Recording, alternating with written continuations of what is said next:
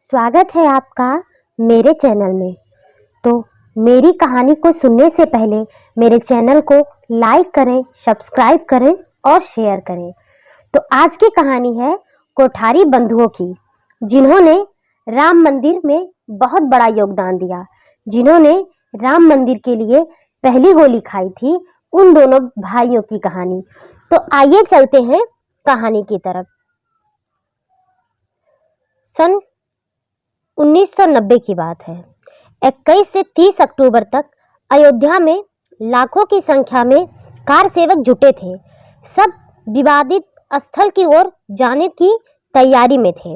विवादित स्थल के चारों तरफ भारी सुरक्षा थी। अयोध्या में लगे कर्फ्यू के बीच सुबह करीब 10 बजे चारों दिशाओं से बाबरी मस्जिद की ओर कार सेवक बढ़ने लगे। इसका नेतृत्व कर रहे थे अशोक सिंघल, उमा भारती, विनय कटियार जैसे नेता। विवादित स्थल के चारों तरफ और अयोध्या शहर में यूपीपीएससी के करीब 30,000 जवान तैनात किए गए थे। इसी दिन बाबरी मस्जिद के गुंबज पर शरद, जो कि 20 साल के थे, और राजकुमार कोठारी 23 साल, इन्हीं दोनों भाइयों ने भगवा झंडा फहराया था। तो आज की कहानी है इन्हीं दोनों भाइयों की। तो आइए चलते हैं इनके विषय में कुछ और जानकारी लेते हैं। कोठारी बंधुओं का इतिहास क्या था? बहुत ही स्वर्णिम है। दो सगे भाई कोठारी बंधु अर्थात राजकुमार कोठारी और शरद कोठारी, जिन्होंने बाबरी मस्जिद पर पहली बार भगवा ध्वजा फहराया, उन्हें कोठारी बंधुओं के नाम से जाना जाता है। अक्टूबर 1990 की बात है। कार सेवक अयोध्या पहुंचे। लक्ष्य था अवैध ढांचे को गिराकर कलंक को मिटाना। कोठारी बंधु भी कार सेवक के रूप में इस आंदोलन में शामिल हुए। नाम था राजकुमार कोठारी और शरद कोठारी। भगवान श्री राम मंदिर आंदोलन में बलिदान देकर इतिहास में हमेशा के लिए अमर होने वाले कोठारी बंधुओं की कहानी रोंगटे खड़े करने वाली है। 30 अक्टूबर 1990 दिन था। भारी पुलिस बल तैनात होने के बाद भी कार सेवक अयोध्या में बाबरी मस्जिद को ढहाने में कामयाब रहे। ढांचे के ऊपर सबसे पहले राजकुमार कोठारी और शरद कोठारी चढ़े। कोठारी बंधु सगे भाई थे। राजकुमार कोठारी ने सबसे पहले भगवा झंडा फहराया। अर्धसैनिक बलों ने कार सेवकों पर अंधाधुंध फायरिंग शुरू कर दी। कार सेवकों में भगदड़ मच गई। कोठारी बंधु भी उनमें से एक थे। राजकुमार कोठारी और शरद कोठारी दोनों भाई साथ में ही थे। फायरिंग होते देख दोनों लाल कोठी के समीप एक घर की आड़ में जाकर छुप गए। धीरे धीरे जब माहौल कुछ शांत हुआ तो कोठारी बंधु बाहर निकले, लेकिन बाहर आते ही फिर से उन पर फायरिंग शुरू कर दी गई। राजकुमार कोठारी और शरद कोठारी के सीने पर और सर पर गोली लगी। कोठारी बंधु राम काज करते हुए राम जी के शरण में हमेशा के लिए सो गए। तो आप लोग कोठारी बंधु के बारे में इतनी जानकारी तो मिल ही गई। तो आइए चलते हैं कुछ और चीज़ें इनके बारे में जानते हैं।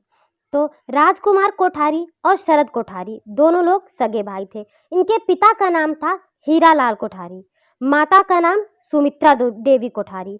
जन्म स्थान कोलकाता और मूल निवासी बीकानेर राजस्थान। प्रारंभिक शिक्षा बैतूल मध्य प्रदेश से हुई थी। राम कुमार और शरद कोठारी का बचपन मध्य प्रदेश के बैतूल में बीता। इनकी प्रारंभिक शिक्षा भारत भारती आवासीय विद्यालय जामठी से शुरू हुई। राजकुमार कोठारी और शरद कोठारी की आयु में मात्र 1 वर्ष का फर्क था। दोनों भाई हमेशा ही दोस्त की तरह साथ में रहते और खेलते थे। 5वीं क्लास तक की शिक्षा बैतूल से प्राप्त करने के बाद दोनों भाई पुनः कोलकाता चले गए। राष्ट्रीय स्वयंसेवक संघ से जुड़े हुए होने की वजह से बचपन से ही दोनों भाइयों में राष्ट्रभक्ति की भावना कूट कूट कर भरी हुई थी। पढ़ाई के साथ साथ राष्ट्रीय सेवक से भी जुड़े रहे। आगे चलकर दोनों कोठारी बंधुओं ने कोलकाता के बड़े बाजार में रहने वाले 1990 में राम मंदिर और बाबरी मस्जिद विवाद जोरों पर था। इसी को लेकर हिंदू संगठन ने कई आंदोलन किए। आरएसएस से जुड़े राजकुमार कोठारी और शरद कोठारी भी इस आंदोलन में भाग लेने के लिए कार सेवा में शामिल होकर अयोध्या पहुंचे। कोठारी बंधु 200 किलोमीटर पैदल यात्रा कर पहुंचे थे अयोध्या। 22 अक्टूबर का दिन था। राजकुमार और शरद कोठारी कोलकाता से ट्रेन पकड़कर अयोध्या के लिए रवाना हुए।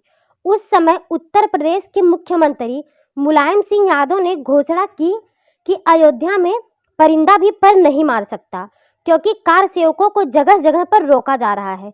कोठारी बंधु बनारस पहुंचे।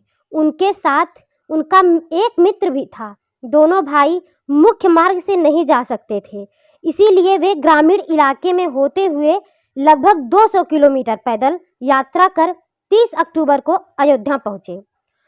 बाबरी मस्जिद पर भगवा भी फहराया। विहित नेता और कार सेवक हनुमानगढ़ी के समीप इकट्ठा हुए। यही सिर्फ आगे की कार्य योजना बनाई गई। कार सेवकों का नेतृत्व अशोक सिंघल, उमा भारती, विनय कटियार जैसे दिग्गज नेता कर रहे थे। यूपी पुलिस के करीबन 30,000 जवान तैनात थे। कार सेवकों को गिरफ्तार कर ले जाने के लिए यूपी पुलिस ने बस लगा रखी थी, लेकिन वहां पर एक साधु ने बस ड्राइवर को पकड़कर नीचे उतार दिया और खुद बस चलाते हुए बैरिकेटर को तोड़ दिया। इसका नतीजा यह हुआ कि लगभग 5 से 6 हजार कार सेवक विवादित स्थल तक पहुंच गए। इनमें कोठारी बंधु अर्थात राम कुमार और शरद कुमार भी शामिल थे। 30 अक्टूबर का दिन था।